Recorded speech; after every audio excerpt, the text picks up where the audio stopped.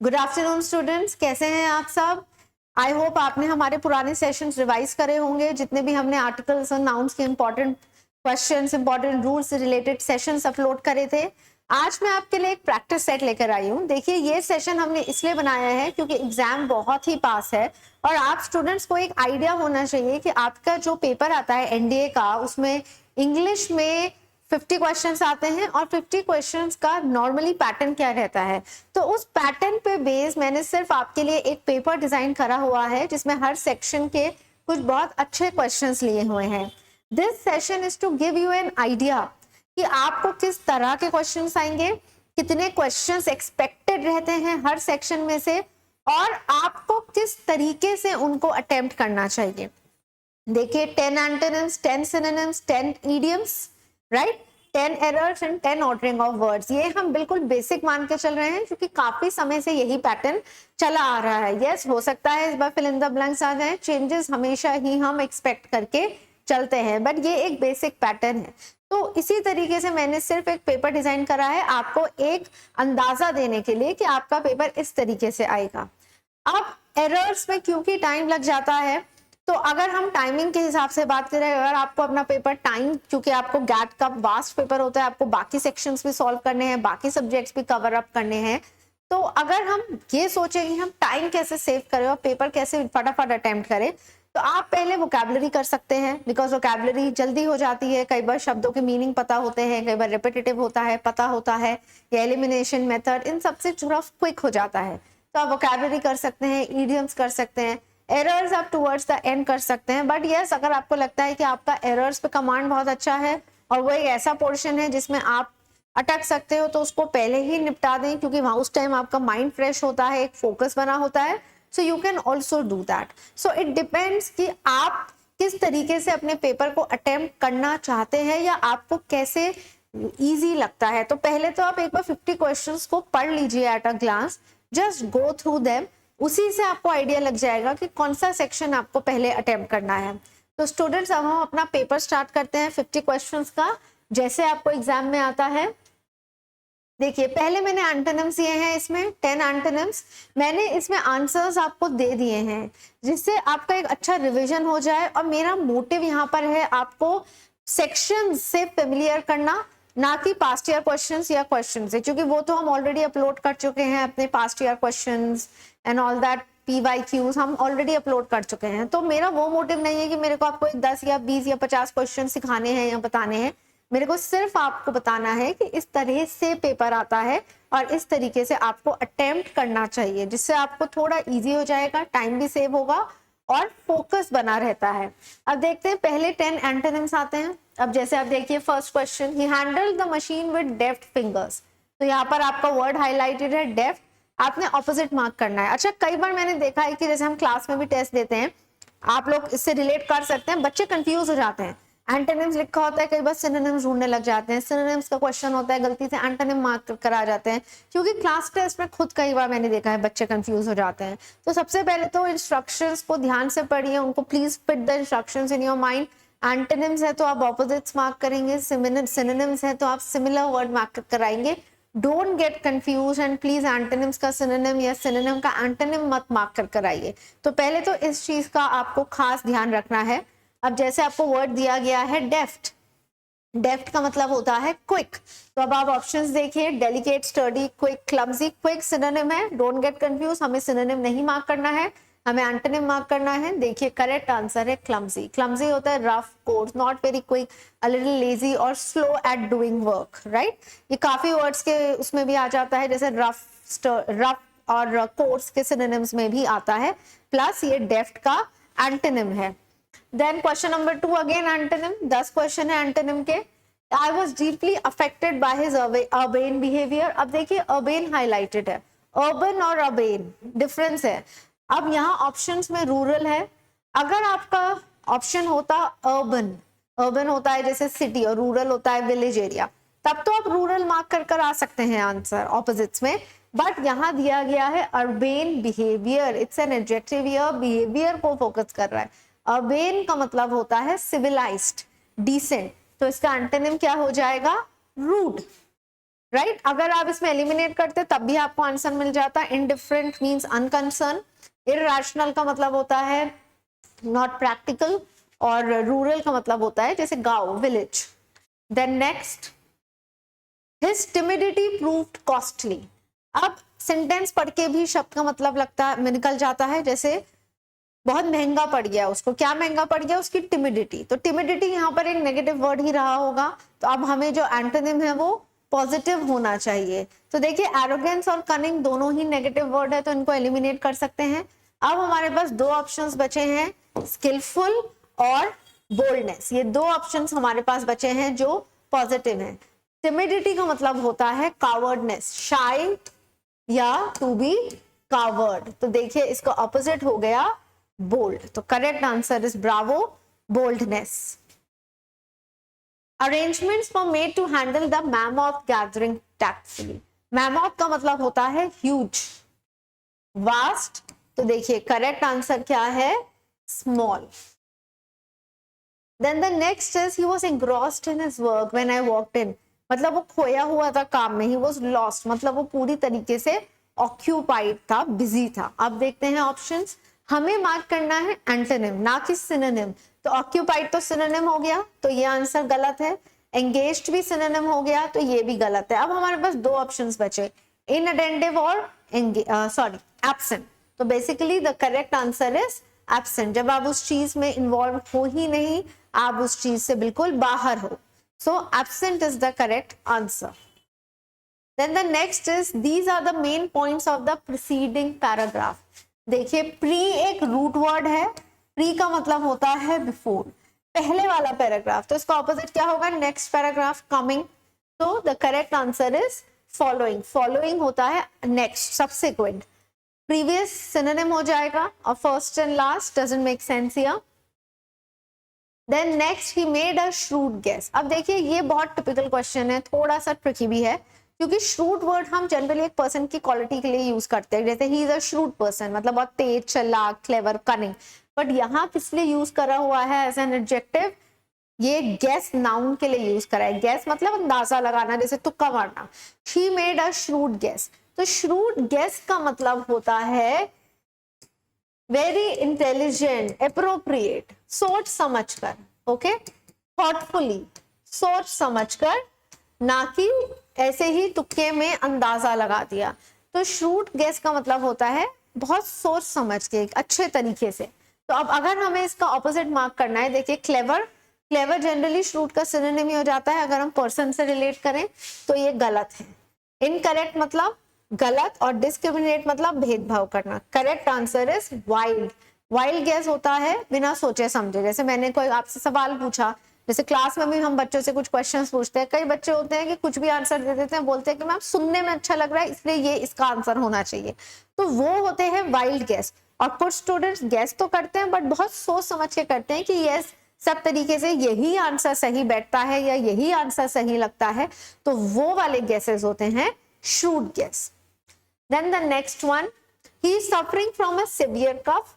Severe तो हम बहुत यूज करते हैं स्पोकन इंग्लिश में। सिवियर मतलब काफी ज्यादा होना, एक्सट्रीमली। सो ऑपोजिट हो जाएगा माइल्ड, हल्का फुल्का। सिवियर कफ मतलब बहुत ज्यादा खांसी होना, और माइल्ड मतलब हल्का फुल्का। Then the next, cumulatively the effect of these drugs is quite bad.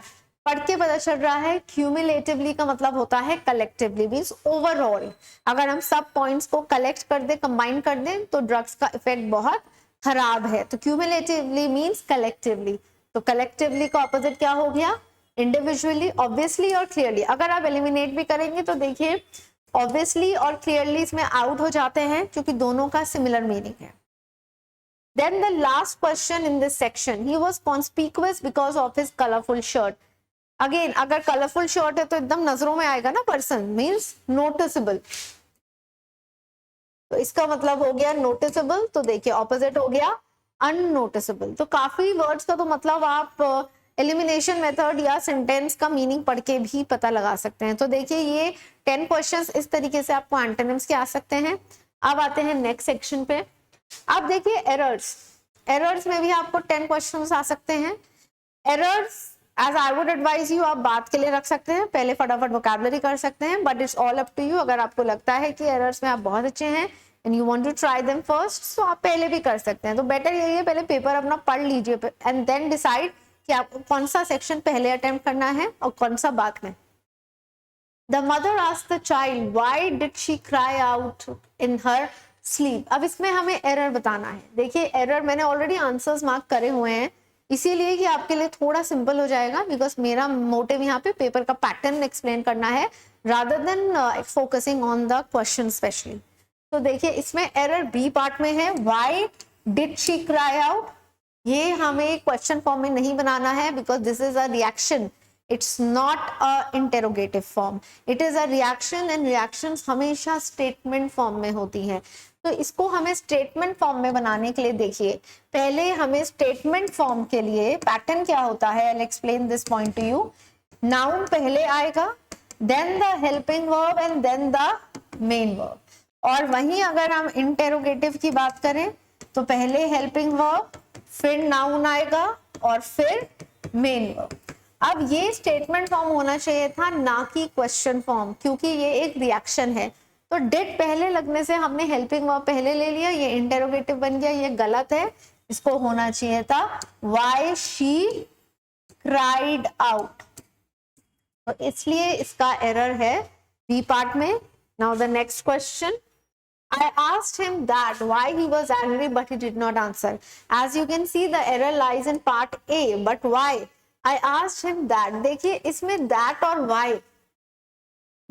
why दोनों ही conjunctions हैं, indirect speech है, okay? और that और why दोनों ही conjunctions हैं। तो as per the rule, दो conjunctions साथ में नहीं आ सकते, और जब indirect speech interrogative में होती है तो हम that का यूज नहीं करते, या तो हम if का यूज कर सकते हैं, या फिर हम WH वर्ड्स जैसे यहाँ why है उसको एज अ कंजंक्शन यूज कर सकते हैं।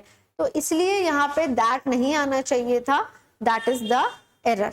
Now the next question, we must sympathize for others in their trouble. B part में एरर है, ये एक preposition एरर है, sympathize with others होना चाहिए, sympathize for others नहीं होगा। So it's a very common preposition error. तो देखिए वैरायटी देखिए, I have shown you the variety.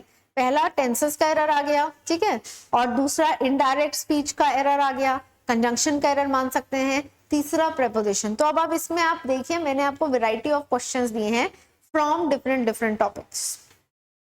Then the next, my friend was habitual to drive a car at very high speed. Okay, my friend was habitual to drive a car. Now you think, I'm giving you time students, you think इसमें क्या error है? Error B part में है, I know that, answer already marked है, but आप मुझे correction बताइए कि आपके हिसाब से इसमें करेक्शन क्या होना चाहिए। Do you think habitual to drive correct है? No, it should be habitual of driving, correct should be habitual के बाद देखिए प्रेपोजिशन गलत है, हैबिचुअल ऑफ, हैबिट के बाद ऑफ होता है ना, जैसे he has a habit of, he has a habit of scolding everyone, he has a habit of drinking, तो ऑफ लगता है, टू नहीं लगता। तो ऑफ लगेगा तो उसके बाद हमेशा हम नाउन लगाएंगे, तो आप जिरन लगा सकते हैं, तो ऑफ प्लस ड्राइविंग, तो he has a habit of driving a car. This is the correction to this question.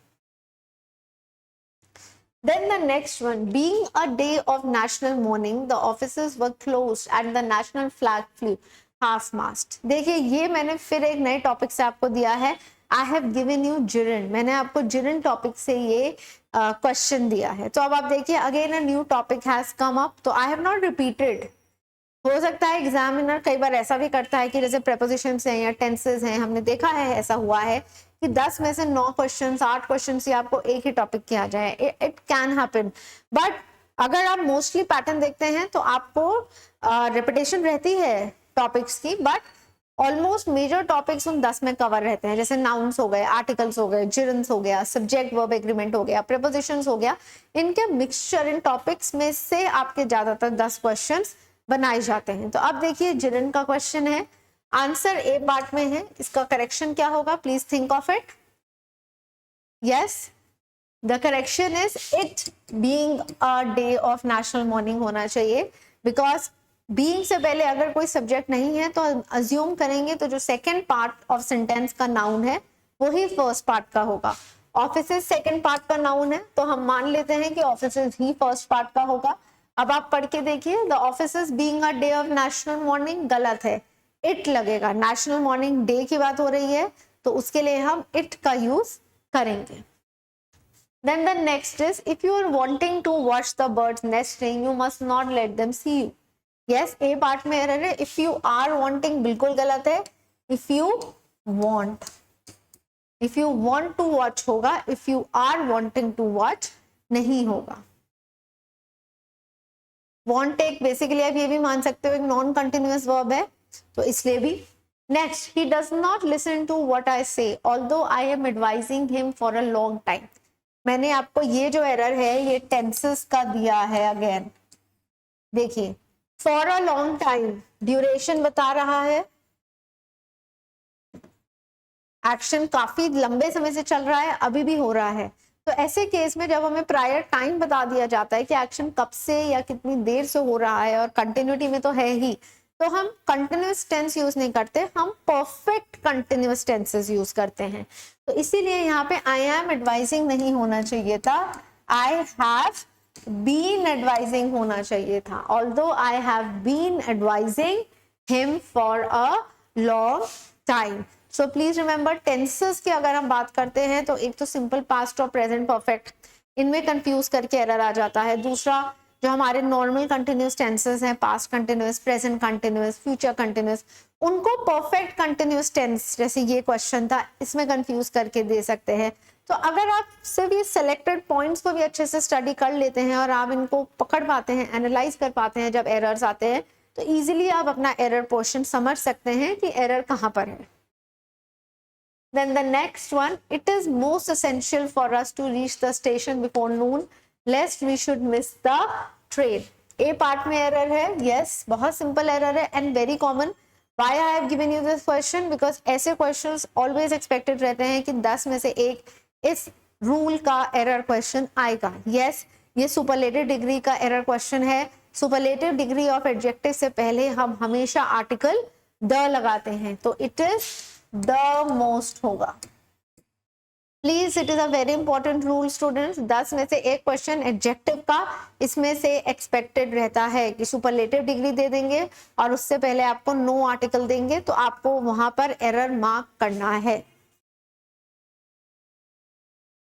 Alright, 19th question, the guards dare not to harm him. अब ये मैंने अगेन आपको एक डिफरेंट टॉपिक से दे दिया। I have covered modal verbs. Modal verbs और modal verbs में से भी लिमिटेड रूल्स हैं जो आ सकते हैं, जैसे ये वाला दे दिया मैंने, इसमें एरर क्या है, टू हटेगा। डेयर नॉट और नीड नॉट, देखिए एरर की अगर हम बात करेंगे तो डेयर नॉट और नीड नॉट के बाद जब हम डेयर और नीड को नेगेटिव में यूज कर रहे हैं, we do not use to, हम टू का यूज नहीं करते हैं। Like the guards dare not harm him होना चाहिए था, टू नहीं आना चाहिए। तो देखिए मॉडल वर्ब के जो एक्सपेक्टेड क्वेश्चंस हैं, एक तो यही होते हैं एरर में, डेयर नॉट नीड नॉट दे देंगे और टू लगा देंगे। दूसरा, लेस्ट के बाद शुड लगता है और नॉट नहीं लगता शुड के बाद, ये एरर आ सकता है। जैसे लेस्ट के साथ आपको शुड की जगह कोई और मॉडल वर्ब दे देंगे या शुड दे देंगे, साथ में नॉट भी दे देंगे, वो ऑलरेडी नेगेटिव बना रहा है ना सेंटेंस को, तो लेस्ट के बाद शुड लगा रहे हो तो आप नॉट नहीं लगाओगे। देन आपको बाकी क्या आ सकता है, कैन या मे का डिफरेंस आ सकता है। तो मॉडल वर्ब में ये कुछ इंपॉर्टेंट पॉइंट्स है। सो दैट अगर रीजन के लिए यूज हो रहा है तो मे लगता है, you have come here so that you may study. अब आपको कोई और मॉडल वर्ब दे सकते हैं एरर्स में। तो ये कुछ स्पेसिफिक 4-5 रूल्स हैं जो आपको बस मॉडल वर्ब्स में ध्यान रखने हैं। आप हमारे प्रीवियस टॉपिक्स व्यू कर सकते हैं जिसमें सारे क्वेश्चंस मैंने कवर किए हुए हैं। Okay, so last question error का, as I prefer coffee than tea. Very very important students, ये क्वेश्चन बहुत आता है, चाहे एनडीए हो चाहे सीडीएस हो, कोई भी कॉम्पिटिटिव हो। वी हैव सीन इस एरर क्वेश्चन के चांसेस इस तरह के प्रेफर के साथ क्या लगता है, टू, प्रेफर के साथ दैन नहीं लगता, यही एरर है। Prefer is followed by to, not than या ओवर। बहुत बच्चे गलत बोलते हैं, प्रेफर के साथ दैन लगा देते हैं या ओवर लगा देते हैं, so it is wrong, right. तो आप ये चीज का ध्यान रखिए, प्रेफर टू, प्रेफरेबल टू, इसका एरर क्वेश्चन बहुत आता है।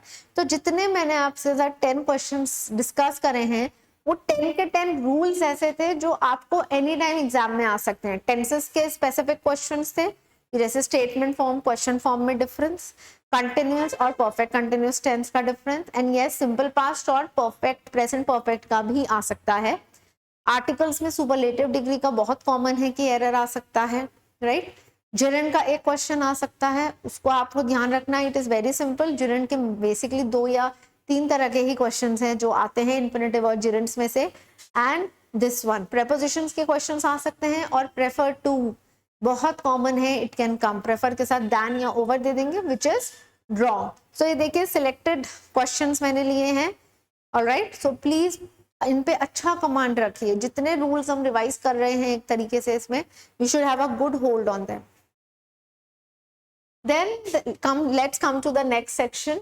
Okay, next synonyms, again 10 antonyms कर लेते हैं हमने, अब फिर हमारे पास आ गए 10 सिनोनिम्स। वोकैबुलरी में इतना आता ही आता है, तो आप देख सकते हैं कि आपके पेपर में वोकैबुलरी की वेटेज कितनी है। 10 antonyms, 10 synonyms, 10 idioms, 30 questions, grammar के सिर्फ 10। तो उसी हिसाब से आप अपनी पढ़ाई को भी रखिए कि वेटेज एवरेज के हिसाब से आपको कितना कमांड कौन से टॉपिक पे रखना है।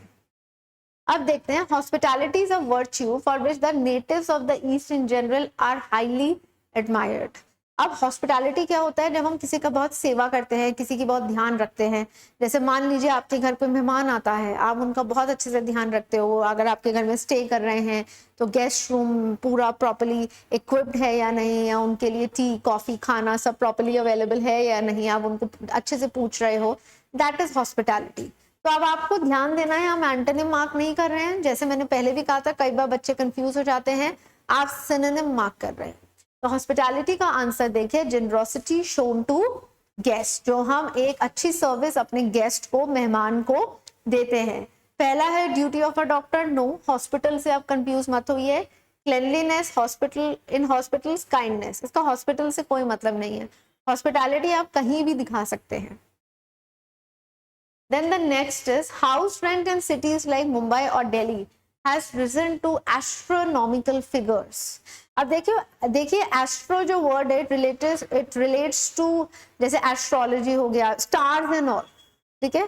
तो बेसिकली एस्ट्रोनॉमी इज, आप कह सकते हो, relates to stars, planets, but heavenly bodies कह सकते हैं आप।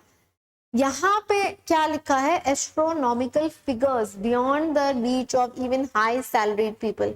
तो मीनिंग क्या निकल रहा है कि हाउस रेंट बहुत ज्यादा है, इतना कि जो अच्छे खासे लोग पैसा कमाते हैं वो भी नहीं दे पा रहे हैं, उनको भी दिक्कत हो रही है, बियॉन्ड द रीच। तो देखिए सिनोनिम देखिए, कमर्शियल, प्लैनेटरी, इलॉजिकल। अब आप एस्ट्रो वर्ड से कंफ्यूज मत होइए कि आप प्लैनेटरी मार्क कर आ जाए। यहाँ पर हमें सेंटेंस के मीनिंग के हिसाब से आंसर देना है, ना कि उस टिपिकल वर्ड के हिसाब से। सो एस्ट्रोनॉमिकल का मतलब होता है exorbitant, means too much, more than a limit. So the correct answer is this, it means more than a limit. Exorbitant means more than a limit.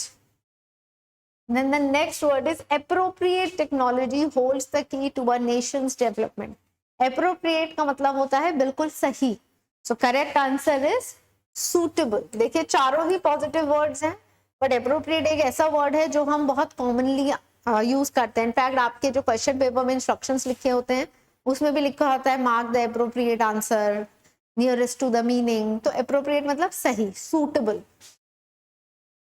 Then the next is he was enamored of his golden voice। enamored का मतलब होता है basically fond of, okay, fond of। अब देखिए इसमें C option है obsessed। obsessed और fond of में डिफरेंस है। fond of होता है उसको अच्छी लगती है अपनी आवाज, और जैसे अमिताभ बच्चन की आवाज है, so we all are fond of his voice, हमें अमिताभ बच्चन की वॉइस अच्छी लगती है। बट ऑब्सेशन होता है कि बस हमें वही चीज दिख रही है और कुछ दिख ही नहीं रही है, और हमें उस चीज को लेके घमंड हो जाता है, that is called obsession. So the word enamoured का मतलब होता है किसी चीज को पसंद करना, बेसिकली लाइक।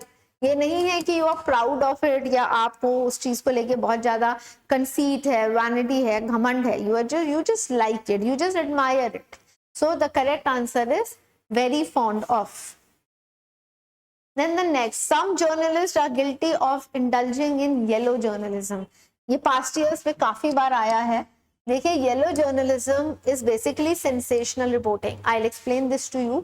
येलो जर्नलिज्म आजकल बहुत प्रेवलेंट है. ये उस तरह की जर्नलिज्म है जहाँ पे आप हमारे जो न्यूज रिपोर्टर होते हैं वो कोई भी केस है, स्पेशली हाई प्रोफाइल केसेस जो होते हैं, पर्सनालिटीज, सेलिब्रिटीज से रिलेटेड होते हैं, उनमें कोई भी अगर उनको सेंसेशनल न्यूज मिलती है कि किसी ने किसी का मर्डर कर दिया, कोई किसी सेलिब्रिटी का बच्चा ड्रग्स केस में पकड़ा गया एंड ऑल दैट, उसको वो बहुत बड़ा चढ़ाकर बताते हैं और उनके पास फैक्ट्स नहीं होते, एविडेंस नहीं होते, बट फिर भी वो बिना किसी फैक्ट और एविडेंस के बेस पे इतना स्ट्रांगली अपने पॉइंट्स को रखते हैं कि लोग कनेक्ट करने लगते हैं उन रिपोर्टर्स से और वही चीज को सही मानते हैं. That is called yellow journalism. तो बेसिकली सेंसेशनल रिपोर्टिंग. ओके, जब हम सिर्फ टीआरपी बढ़ाने के लिए, न्यूज चैनल्स अपनी टीआरपी बढ़ाने के लिए कुछ भी लोगों को न्यूज प्रेजेंट करते हैं, उसमें और मिर्च मसाला, उसको और डबल ट्रिपल लोगों के लिए मजेदार बनाने के लिए, जिससे लोग देखें और उनकी रेटिंग बढ़े. That is yellow journalism. Then the next is, it is unwise to sever, it's not severe, it is sever diplomatic relations with a neighboring country over small matters. So severe का मतलब होता है cut off. ये phrasal verb में means खत्म कर देना, end. Cut off मतलब यहाँ relationship को end कर देना. ठीक है, engage, busy, estrange and twist. बाकी options ये दिए गए थे. ये करेक्ट आंसर नहीं है. आप सेंटेंस का मीनिंग पढ़ के आइडिया लगा सकते हैं. अनवाइज मतलब सही नहीं है. ये इस तरीके से रिलेशंस को तोड़ दिया जाए छोटे छोटे मैटर्स पे. Then the next is, bad tendencies are to be encountered by good ones until all that is evil disappears. Encountered का मतलब होता है opposed. See, काउंटर का मतलब, आई एम सॉरी, जैसे काउंटर आर्ग्यूमेंट होता है. एक एडवोकेट का काम क्या होता है? To present a counter argument.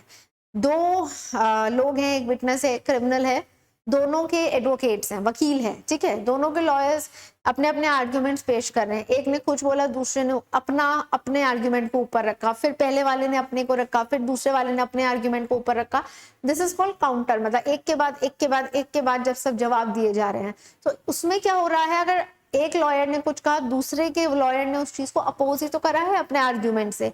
इसलिए काउंटर का मतलब होता है अपोज्ड. काउंटर का मतलब बैलेंस नहीं होता, आप कंफ्यूज ना होए.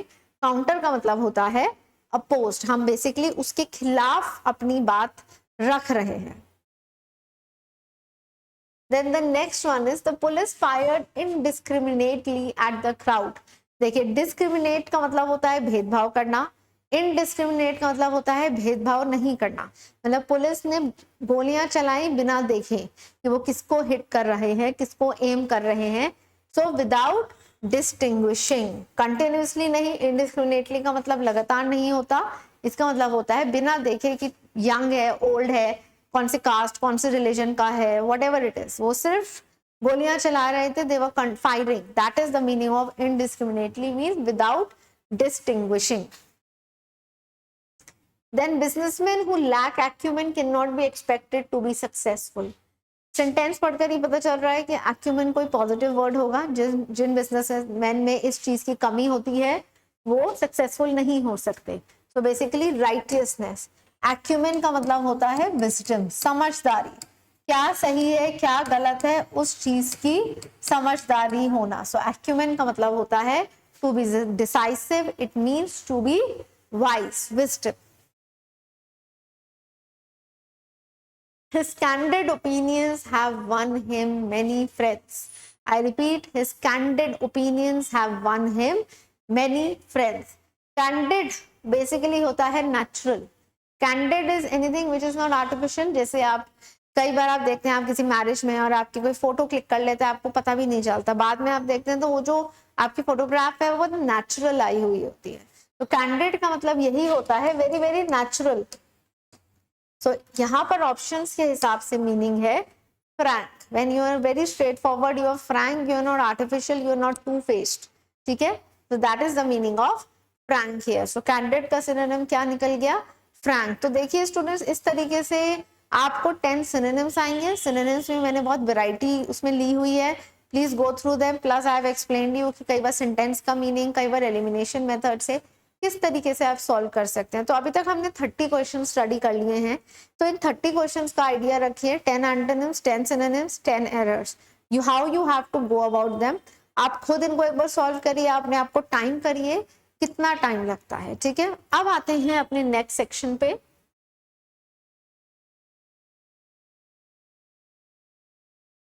तो okay students, this is the next section I was talking about. Fill in the blanks हैं, जैसे मैंने आपको कहा है अगर पैटर्न चेंज हो सकता है तो हो सकता है एक सेक्शन में से 5 या 10 क्वेश्चंस हटा के आपको फिल इन द ब्लैंक्स उसकी जगह दे सकते हैं। तो आप fill in the blank start करते हैं। इस तरीके से आपको आएगा with 1 blank and 4 option. So again you have to mark the correct answer. अब देखिए फिल इन द ब्लैंक्स में I have given you variety. For example, look at the first one. She has been lying in bed for the last fortnight. I hope she will and then dash. अब यहाँ पर आप देखेंगे phrasal verbs हैं, come out, pull out, pull through, go out.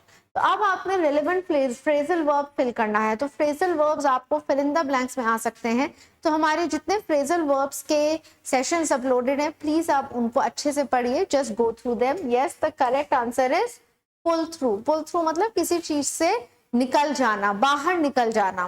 तो come out तो होता है नॉर्मली घर से बाहर आना, बट पुल थ्रू होता है जब आप किसी चीज को, कोई बीमारी को, प्रॉब्लम को हरा के उससे बाहर आ जाते हैं।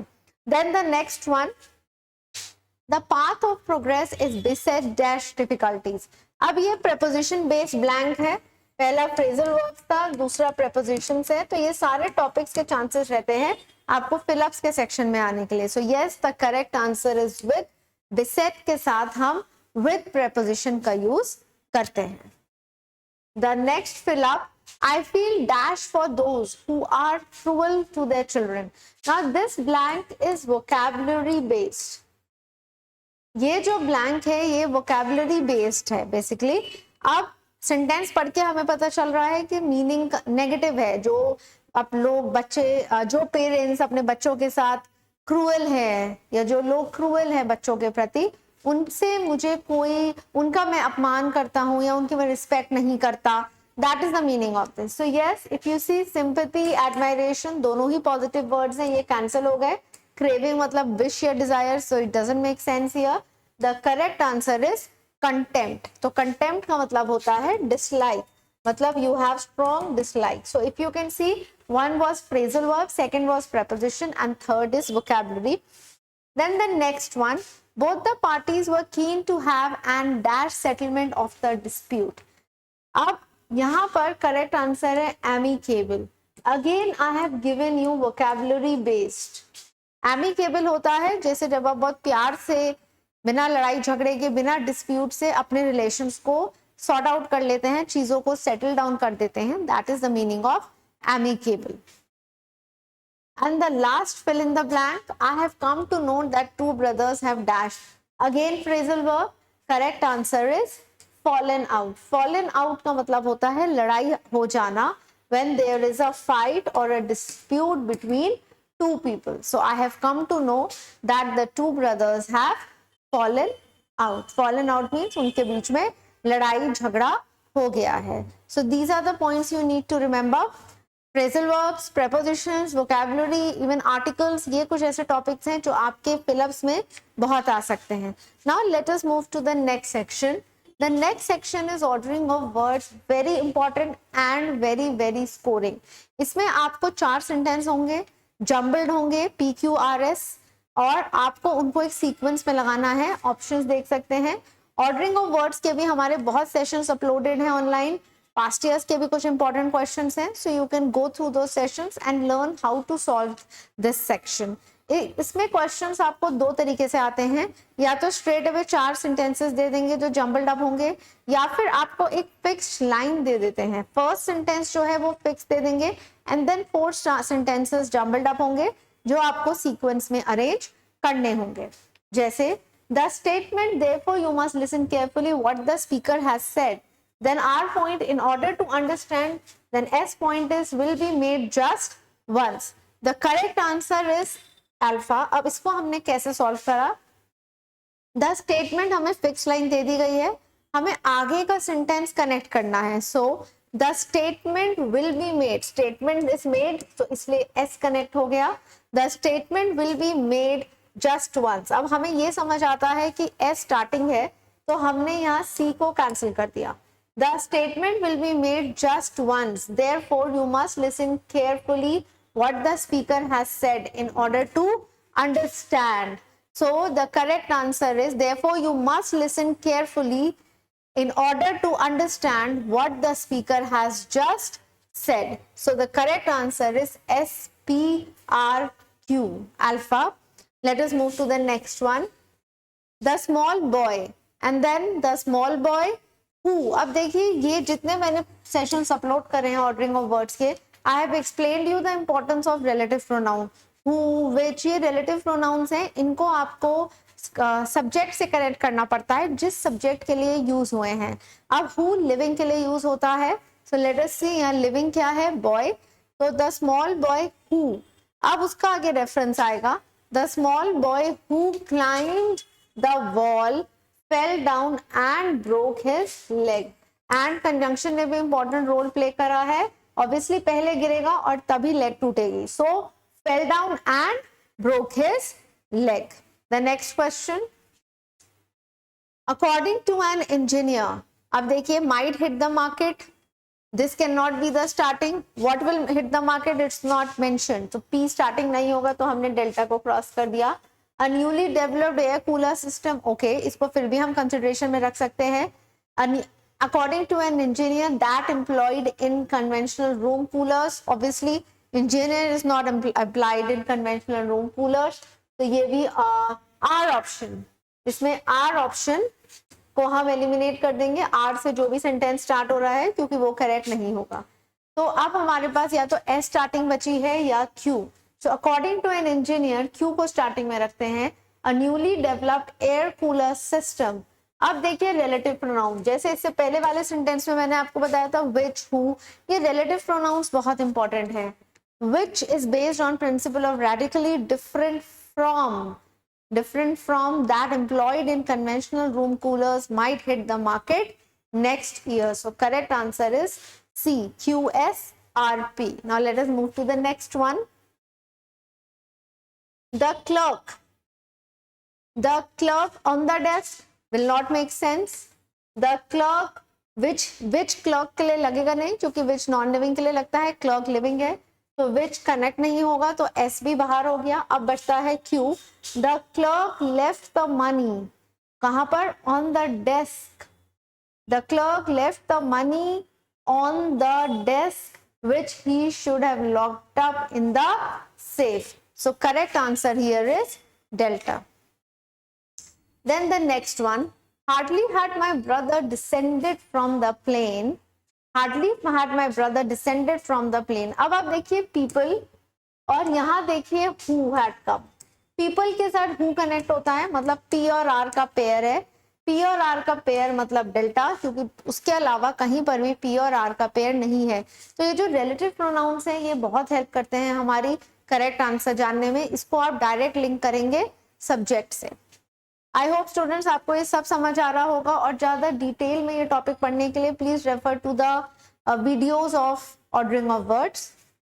The essay then are is a literary form. अब देखिए ऐसे कुछ क्वेश्चंस आ जाते हैं इसमें, जिसमें किसी पर्सन का इंट्रोडक्शन है, किसी भी चीज के बारे में बताया जा रहा है, कोई सब्जेक्ट का डेफिनेशन है, तो ये बहुत सिंपल होते हैं, क्योंकि इनमें क्या होता है, जैसे इन सब्जेक्ट या चीजों के बाद वर्ब आता है, अगर सिंगुलर है तो सिंगुलर, प्लूरल है तो प्लूरल, तो आप डायरेक्टली उसको उस वर्ब से कनेक्ट करेंगे. जैसे ऐसे सिंगुलर है तो देखिए इससे कनेक्ट हो गया, तो हमें मिल गई R starting. So Charlie is the right answer. The essay is a literary form which is not easy to define because its variety is infinite like that of human face. So correct answer here is C. Then the next one, the exhibition committee. Now the exhibition committee has been, committee noun है, एक collective noun है, तो noun के बाद verb आता है, तो हम देख सकते हैं has been यहाँ verb है. The exhibition committee has been making efforts to make exhibition attractive and useful. So correct answer here is Bravo. The exhibition committee has been making efforts to make exhibition attractive and useful. Now the next is farm workers spend outdoors most of their time. Farm worker, ये तो sequence ही बन रहा है. Farm worker again noun है, ठीक है. तो farm worker spends, it should have been spends here. Farm worker spends, noun के साथ वर्ब कनेक्ट हो गया. Spends most of their time outdoors. So PQSR, Charlie is the right answer. तो अब आप देख रहे हैं कि कुछ मैंने क्वेश्चंस ऐसे दिए हैं जिसमें आपको फर्स्ट लाइन फिक्स्ड है, कुछ ऐसे हैं जिनमें कोई लाइन फिक्स नहीं है, आपको फर्स्ट सेंटेंस भी खुद ही डिसाइड करना है. तो जैसे इसमें था, तो देखिए फार्म वर्कर नाउन है, तो जब भी हमें स्टार्टिंग सेंटेंस डिसाइड करना होता है कौन सा होगा, it mostly begins with a noun, article, pronoun rather than beginning with a verb, or you can say a preposition or a conjunction. It would rather begin with a noun, article, pronoun. So उनको आप पहले रख के देखिए. Then the next question, he shuffled the papers in a drawer together. अब इसमें भी आपको स्टार्टिंग सेंटेंस दिया नहीं गया है, तो shuffled in together में से he प्रोनाउन है, तो उसको स्टार्टिंग में रखते हैं, तो P स्टार्टिंग में आ गया. इसके बाद डायरेक्ट वर्ब आएगा, तो PQ. He shuffled the papers together in a drawer. अब यहाँ कंफ्यूजन हो सकता था बच्चों को कि SR होगा कि RS. तो ऐसे क्वेश्चंस में कंफ्यूजन अवॉइड करने के लिए हमें हमेशा देखना चाहिए जो वर्ड दिया गया है वो उसी के टाइप के एक्शन को रिलेट करे. तो जब आप शफल कर रहे हो तो उनको शफल इकट्ठे कर रहे हो ना, सो टुगेदर पहले आएगा और ड्रॉर बाद में आएगा. He shuffled the papers together in a drawer. Then the next one is, do you think will this soap shrink woolen clothes? Again ये क्वेश्चन फॉर्म है, कुछ पूछा गया है, तो क्वेश्चन फॉर्म का रूल क्या होता है, हेल्पिंग वर्ब स्टार्टिंग में आता है, then the noun and then the main verb. तो उस तरीके से देखा जाए तो डू हेल्पिंग वर्ब पहले आएगा, इसका मतलब P स्टार्टिंग होगा. Do you think this soap, पहले वर्ब आ गया फिर नाउन आ गया. Do you think this soap will shrink, फिर वर्ब आ गया, तो पहले हेल्पिंग वर्ब आता है, फिर सब्जेक्ट आता है, फिर मेन वर्ब. तो अगर हम उस पैटर्न से देखते हैं तो हमारा क्वेश्चन फॉर्म इस तरीके से बनता है. So do you think this soap, ये नाउन है, विल श्रिंक वर्ब है, तो ये बाद में आ गया. Correct answer is PRQS. So students, these were ordering of words, ये बहुत इंपॉर्टेंट है, plus they are very very scoring. So इनको अच्छे से प्रैक्टिस करिए, जितनी प्रैक्टिस करेंगे उतना ही आप इनमें बेटर होंगे. Now the next section idioms. Past years में भी हमने देखा हुआ है कि इडियम्स को हटाकर ही फिल इन द ब्लैंक्स दिए गए हैं, तो इसलिए मैंने भी थोड़े इडियम्स को हटाकर उनकी जगह फिल इन द ब्लैंक्स दिए हैं आपकी प्रैक्टिस के लिए. बट ऐसा नहीं है, हो सकता है कि पैटर्न वही रहे जैसा आ रहा था, बट आपको हर तरीके से अपने आप को प्रिपेयर करके चलना है कि कहीं पर कुछ भी आ जाए, so you should not get stuck. Now see, cry over spilt milk, बहुत कॉमन इडियम है. Again students, please refer to our videos जो हमने इडियम्स और फ्रेजेस की अपलोड करी हैं. I have uploaded lots of idioms and phrases with you along with explanations. मैंने आपको ट्रिक्स भी बताई हैं कि हमें उनको कैसे सॉल्व करना है, तो सारी वीडियोस एक बार व्यू करिए, understand and learn all the important idioms. Okay, cry over spilled milk का मतलब होता है complaining about a loss in past. मतलब अगर आपके ग्लास में मिल्क है, अब वो तो गिर गया, अब उस पर रोके आप क्या करेंगे. ऑब्वियसली अब आप उसको उठा तो सकते नहीं, ना ही उसको पी सकते हैं, तो बेटर है कि जो हो गया उसको जाने दो. अब आप आगे का सोचिए, आपने आगे क्या करना है, right. That is the meaning of this idiom. The next one is cut the mustard to come up to expectations. Mustard जैसे सरसों होता है, जब सरसों पक जाता है उसको काट दिया जाता है, then it's it's send to the market, उसको ऑयल निकलता है. तो कट द मस्टर्ड का मतलब हो गया to come up to expectations. जितनी मेहनत आपने करी सरसों उगाने में वो सफल रही है और अब आप फाइनली उसका आउटपुट देखेंगे and it will give you revenue. तो उस हिसाब से करेक्ट आंसर हो गया, bravo. Then the next is devil's advocate. अब देखिए, एडवोकेट वकील का काम क्या होता है, बहस करना, चाहे उसका जो भी क्लाइंट है वो सही है या गलत है, उसका काम है अपने क्लाइंट को जिताना. तो वो कभी हार ही नहीं मानेगा, वो एक के बाद काउंटर एग्रीमेंट्स, आर्ग्यूमेंट्स करेगा. सो डेविल एडवोकेट का मतलब हो गया to present a counter argument, means अपने राइवल के सामने बहस करना, एक के बाद एक जवाब देना. Then the next one is don't count your chickens before the eggs have hatched. मतलब अभी eggs hatch नहीं हुए हैं, ठीक है. Basically the you can say the chick has not come out and still started counting your hands. At least let the outcome come before being confident of it. अभी आपने exam दिया है, आपका रिजल्ट आया नहीं है, यू सो ओवर कॉन्फिडेंट कि मैं तो क्लियर ही करूंगा with good scores and you are telling everybody. So that is the meaning of this idiom. So पहले एक बार आउटकम आने दो, रिजल्ट आने दो, just don't be so overconfident about it. So the correct answer is don't make plans for something that might not happen. आप पहले ही सोच के बैठे हो कि 10 हैं और 10 में से पता चलता है कि 5 या 6 ही रह गए, तो फिर क्या होगा? आपने जो प्लान करा था वो 0 हो गया. तो इस idiom का मतलब ये निकलता है. Next, give the benefit of doubt. Benefit of doubt का मतलब होता है जब हमें किसी पे सिर्फ शक होता है, संदेह होता है, हमारे पास कोई सबूत नहीं है कि यही क्रिमिनल है या इसी ने कुछ क्राइम करा है, तो हम उस पर्सन को रिलीज कर देते हैं, उसको बेनिफिट ऑफ डाउट पर छोड़ देते हैं क्योंकि हमारे पास उसके खिलाफ कोई सबूत नहीं है. So the meaning here is regard someone as innocent until proven otherwise. जब तक कोई सबूत नहीं मिल जाता हम उसको जेल में नहीं रख सकते, सजा नहीं दे सकते, हमें उसे आजाद छोड़ना पड़ेगा. So these are the important sections you need to work on. I will be coming up with more practice papers like these so that जब तक आपका एग्जाम आए आप सारे सेक्शंस में बहुत अच्छे हो जाओ. And please students remember, practice, जितना प्रैक्टिस करोगे उतना फ्लुएंट होगे अपने वर्क में.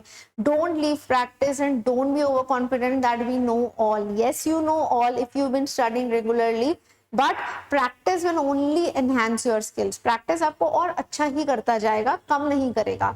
सो this is all for now students. अगर कोई भी डाउट है, कुछ पूछना चाहते हैं आप, कोई कमेंट है, तो आप कमेंट सेक्शन में लिख सकते हैं. I will get back to you. Thank you very much. Jai Hind. Take care.